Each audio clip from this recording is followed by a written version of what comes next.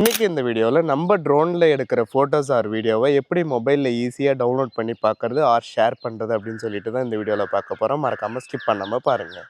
நம்ம எடுக்கிற ஃபைல்ஸை டேரெக்டாக மொபைலில் டவுன்லோட் பண்ணுறதுக்கு டிஜே ஃப்ளை அப்படின்னு சொல்லிட்டு ஒரு அப்ளிகேஷன் தேவைப்படும். அந்த அப்ளிகேஷனை எப்படி இன்ஸ்டால் பண்ணுறது அப்படின்னு சொல்லிட்டு பார்த்தீங்கன்னா, நமக்கு ப்ளே ஸ்டோரில் டேரெக்டாக சர்ச் பண்ணோம்னா நமக்கு வந்து கிடைக்காது.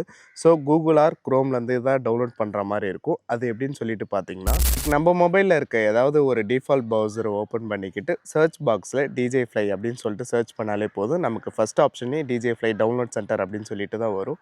நீங்கள் அதை ஜஸ்ட்டு டேப் பண்ணிவிட்டு உள்ளே வந்தீங்கன்னா டவுன்லோட் ஆண்ட்ராய்ட் ஏபிகே அப்படின்னு சொல்லிட்டு இருக்கும். இதுலேயே நமக்கு என்னென்ன மாடலுக்குலாம் சப்போர்ட் பண்ணும் அப்படின்னு சொல்லிட்டு இருக்கும்.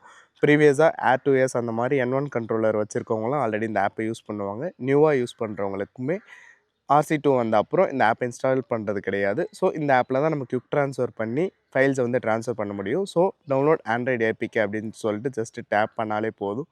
நமக்கு வந்து பார்த்திங்கன்னா டவுன்லோட் எனிவே அப்படின்னு சொல்லிட்டு ஆப் டவுன்லோட் ஆக ஆரம்பிச்சிடும்.